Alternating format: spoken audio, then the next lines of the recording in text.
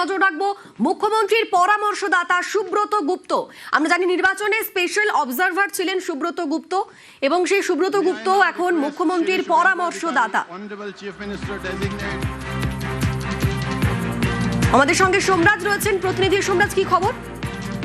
দেখো, মুখ্যমন্ত্রীর পরামর্শদাতা বা অ্যাডভাইজার হিসেবে নিয়োগ করা হলো রাজ্যের প্রাক্তন অফিসার সুব্রত গুপ্তকে। সুব্রত গুপ্ত তিনি মুখ্যমন্ত্রী শুভেন্দু অধিকারীর পরামর্শদাতা বা অ্যাডভাইজার হিসেবে কাজ করবেন। নবান্নের তরফে কিছুক্ষণ আগেই এই নির্দেশিকা জারি করা হয়েছে। তুমি দেখেছো, এ রাজ্যে এসআইআর প্রক্রিয়া চলাকালীন সময় সুব্রত গুপ্ত তিনি স্পেশাল অবজারভার হিসেবে কাজ করেছেন, এমনকি রাজ্যে বিধানসভা ভোটেও গুরুত্বপূর্ণ দায়িত্ব পালন করেছেন সুব্রত গুপ্ত। এবং সুব্রত গুপ্তের ভূমিকার প্রশংসা জাতীয় নির্বাচন কমিশন করেছে, এমনকি রাজ্যপালও করেছে।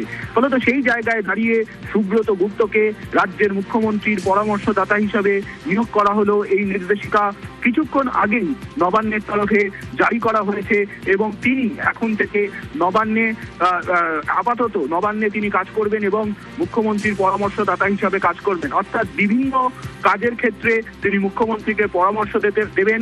এবং তুমি জানো, সুব্রত গুপ্ত এ রাজ্যেই একাধিক দপ্তরের গুরুত্বপূর্ণ দায়িত্ব পর্যালোচনা করেছেন। ফলত সেক্ষেত্রে সুব্রত গুপ্তের এই নিয়োগ প্রশাসনিক মহল ইতিবাচক হিসাবেই দেখছেন, কারণ তার বিভিন্ন দপ্তরের কাজের অভিজ্ঞতা এক্ষেত্রে গুরুত্বপূর্ণ ভূমিকা রাখবে।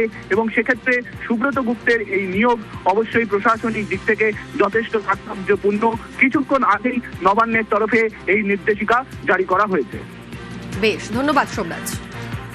মুখ্যমন্ত্রীর পরামর্শদাতা সুব্রত গুপ্ত। এবারে নির্বাচনে স্পেশাল অবজারভার ছিলেন সুব্রত গুপ্ত। মুখ্যমন্ত্রীর ব্যক্তিগত সচিব শান্তনু বালা নিয়োগের বিজ্ঞপ্তি জারি করেছে নবান্ন। কিছুক্ষণ আগেই বিজ্ঞপ্তি জারি হয়েছে মুখ্যমন্ত্রীর পরামর্শদাতা সুব্রত গুপ্ত।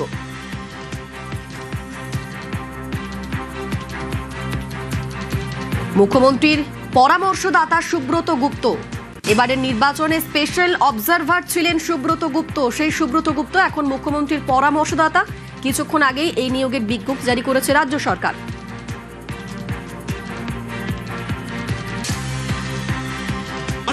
बधाई, पश्चिम बंगाल के लोगों को बधाई।